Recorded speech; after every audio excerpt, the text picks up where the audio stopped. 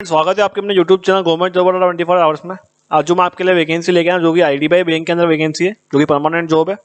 कोई अप्रेंटिसशिप या फिर कॉन्ट्रैक्ट पर नहीं है। इसमें दो अलग अलग पोस्ट में वैकेंसी निकली हुई जो कि परमानेंट जॉब के ऊपर है, और एक पोस्ट वो रहेगी वो कॉन्ट्रेक्चुअल बेसिस पर रहेगी। इस वीडियो में डिटेल में बात करेंगे इस वैकेंसी के बारे में। सबसे पहले आप चैनल को सब्सक्राइब कर दीजिएगा ताकि आप गवर्नमेंट जॉब से जुड़ी लेटेस्ट इन्फॉर्मेशन सबसे पहले प्राप्त कर सकेंगे, और इस बेल आइकन को क्लिक कर दीजिएगा ताकि कोई भी गवर्नमेंट जॉब से जुड़ी अपडेट आती है सबसे पहले आप अपडेट रह सकोगे, कोई भी अपॉर्चुनिटी आपसे मिस नहीं होगी। चलो शुरू करते हैं। जैसे कि फ्रेंड्स आप देख सकते हो ये आईडीबीआई की ऑफिशियल वेबसाइट है। इस पर अगर आपको नोटिफिकेशन डाउनलोड करना होगा, मैं आपको लिंक डिस्क्रिप्शन में दिया हूँ तो डायरेक्टली जाकर डाउनलोड कर सको। डाउनलोड करने में आपको कोई दिक्कत नहीं आएगी। जैसे कि आईडीबीआई की ऑफिशियल वेबसाइट है, गवर्नमेंट ऑफ इंडिया के अंदर बैंक आता है।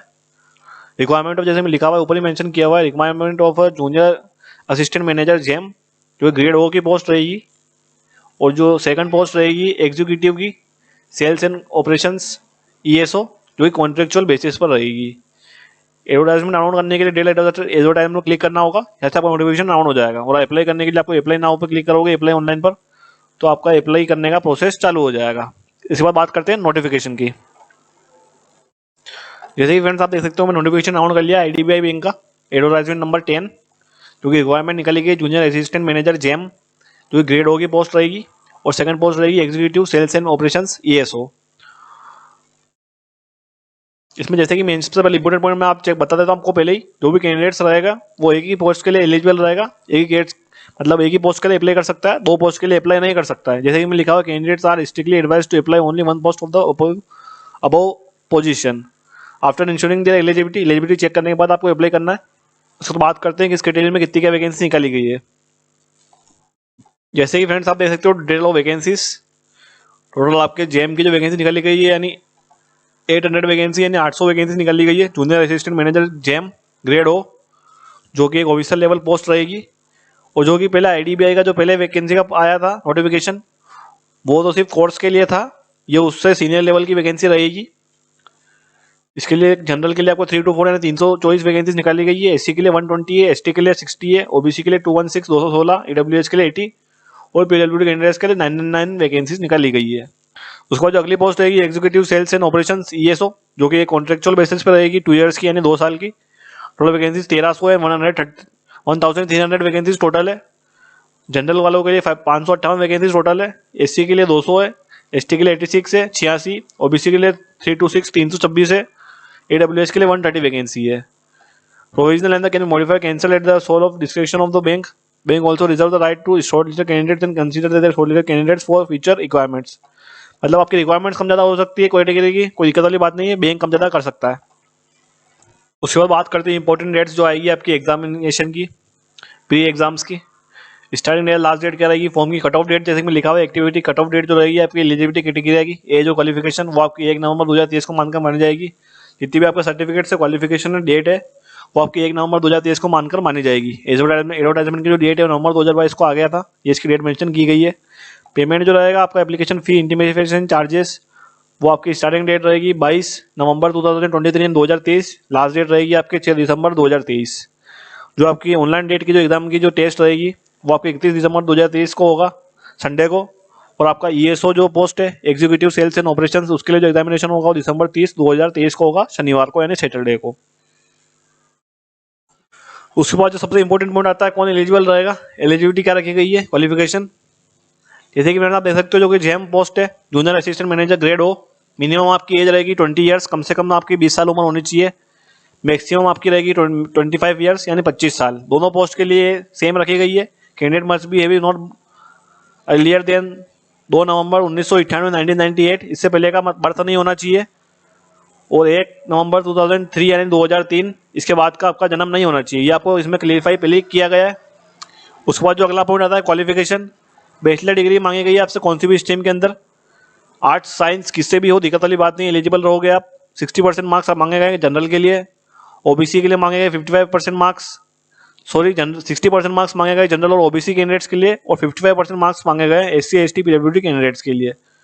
और जो ईएसओ की पोस्ट आती है executive sales and operations ESO, graduate मांगा गया है, कौन सी भी यूनिवर्सिटी से कितनी परसेंटेज आप एलिजिबल रहोगे अप्लाई कर सकते हो, साइंस कॉमर्स आर्ट्स किससे भी आपने किया हुआ है आप एलिजिबल रहोगे। इसमें ये एक बात और मेंशन की गई क्वालिफिकेशन के लिए, जो कि जेम पोस्ट रहेगी उसके लिए अगर किसी ने डिप्लोमा लिया हुआ है, कोर्स किया हुआ है, तो एलिजिबल नहीं रहेगा, उसके साथ उसको क्वालिफिकेशन कंप्लीट होनी चाहिए। और जो ESO है उसके लिए भी साफ लिखा हुआ है, पासिंग ओनली है diploma course will not be considered as a qualifying eligibility category, यानी वो एलिजिबल नहीं रहेगा अगर किसी ने सिर्फ डिप्लोमा किया हुआ है, तो उसके साथ क्वालिफिकेशन उसको चाहिए, डिग्री चाहिए। उसके बाद बात करते हैं आपको सैलरी पैकेज कितना क्या मिलेगा जेम पोस्ट के लिए, junior assistant manager grade O।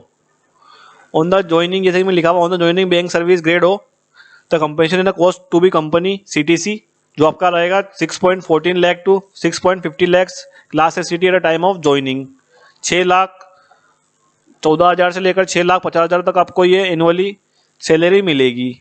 Annual increment will be granted based on performance और any other parameters decided by the bank from time to time. आपकी परफॉर्मेंस बढ़िया रहेगी तो आपको सैलरी बढ़ भी सकती है, इसमें साफ मेंशन किया हुआ है। उसके बाद जो appointee would be covered under the IDBI new pension scheme के अंडर वो अंडर कवर रहेगा। और जो करियर प्रोस्पेक्ट्स है उसके बाद बात करते हैं अपन, जैसे कि मेंशन किया हुआ है इस पर extend back norms subjected to animate time to time. Grade officer will consider for promotion next cadre grade A completion of 3 years of service. 3 years की सर्विस के बाद जेम जो पोस्ट रहेगी उसके लिए जो कैंडिडेट्स रहेगा वो 3 year की सर्विस के बाद उसका प्रमोशन हो जाएगा, जैसे इसमें साफ लिखा हुआ है। The same would be a subject performance, जो कि एलिजिबिलिटी रहेगी वैकेंसी की other category names norms shall be prevent banks promotion policy जो रहेगी वो अमेंडेड रहेगी time to time. Terms and appointment posting, posting कहाँ क्या रहेगी उसमें मेंशन किया गया है। इसमें पहले आपको मेंशन किया गया है however the candidate will given option to choose 2 zones of the bank, preferred choice of the posting at time of applying the choice of the posting time, first and second preference would be considered being a requirement in applied zone as well as basis of final merit list status of candidate. Although bank may endeavor to keep the newly appointed grade officer in their applied zone first and second preference for initial 5 years, यानी आप apply करोगे उस time आप first और second preference मांगी जाएगी, उसके बाद वो फिल कर दोगे आप, तो बैंक पूरी कोशिश करेगा कि 5 years तक आपको वहीं पर जॉब करने का मौका मिले। जैसे कि मैं ज्वाइनिंग के टाइम पहले लिखा हुआ initial 5 years। In initial posting as well as retention in zone transfer from zone would be based effort basis of bank requirements and discretion। Bank पूरी कोशिश करेगा आपको ये जो आपकी ज्वाइनिंग रहेगी फर्स्ट 5 years की उसके हिसाब से आपको जो प्रेफरेंस देंगे वहाँ पर ही आपको ज्वाइनिंग मिलेगी, इसमें साफ मेंशन किया गया है। उसके बाद जो ESO पोस्ट रहेगी कॉन्ट्रेक्चुअल बेसिस पर उसको 29,000 यानी 29,000 रुपये पर मंथ मिलेंगे फर्स्ट ईयर पहले साल में। सेकंड साल में उसको रिम्यूनरेशन 31,000 रुपीज़ मिलेंगे पर मंथ, यानी 31,000 रुपये मिलेंगे अगले साल में। Appointment is purely contractual basis रहेगी, प्योरली कॉन्ट्रेक्चुअल बेसिस है तो appointment should not be admitted and draw any allowance, कोई भी अलाउंस नहीं मिलेगा DA HRA और एनी सेपरेशन बेनिफिट्स नहीं मिलेंगे, gratuity provident fund any benefits whatever. ये में साफ मेंशन किया गया था casual the contractual period of the service will not be counted for any seniority suspension superannuation terminal benefits continuation of employment. पर इसमें मेंशन किया गया अगर उसकी कैंडिडेट की कॉन्ट्रेक्चुअल बेसिस के टाइम पर ईयर में अगर उसकी परफॉर्मेंस बढ़िया रहती है तो ईयर टू ईयर इसमें एक्सटेंशन किया जा सकता है। इसमें साफ लिखा हुआ है extension year to year basis of further period of 1 year subject to satisfactory performance. Performance के हिसाब से उसका कॉन्ट्रेक्चुअल बेसिस बढ़ भी सकता है, इसमें साफ लिखा हुआ है on the completion of the 2 years the contractual service appointed shall become eligible for appointment as a junior assistant manager grade of bank through a selection process the vote be conducted by the bank. उसके बाद eligible रहेगा GeM candidate GeM post के लिए जो contractual basis पर रहेगा पहले वो, उसके बाद जेम पोस्ट के लिए एलिजिबल रहेगा।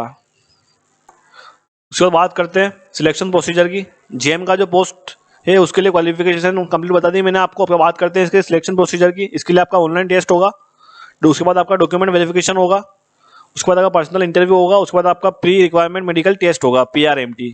और जो ESO पोस्ट है उसके लिए सिलेक्शन प्रोसीजर रहेगा उनका सबसे पहले ऑनलाइन टेस्ट होगा, उसके बाद डॉक्यूमेंट वेरिफिकेशन होगा DV और प्री रिक्वायरमेंट मेडिकल टेस्ट होगा PRMT। ये आपकी ये चेक कर सकते हो, आपका ये एग्जाम पैटर्न रहेगा। 60 क्वेश्चंस रहेंगे आपके लॉजिकल एंड रीजनिंग के, इंग्लिश के 40 क्वेश्चंस रहेंगे, क्वांटिटेटिव एप्टीट्यूड के 40 क्वेश्चंस रहेंगे, जनरल नॉलेज के 60 क्वेश्चंस रहेंगे। ये मार्क्स आप चेक कर सकते हो। ड्यूरेशन आपको टाइम मिलेगा 2 hours का। एक क्वेश्चन आपका 1 marks का होगा, ये आप चेक कर सकते हो। उसके बाद आपको गलत क्वेश्चंस का आंसर देते हो तो माइनस मार्किंग रहेगी आपकी 0.25 की। ठीक है फ्रेंड्स, ये था आपका डिटेल वीडियो IDBI बैंक के अंदर जो वैकेंसी निकली हुई डिटेल में बात करिए अपन ने।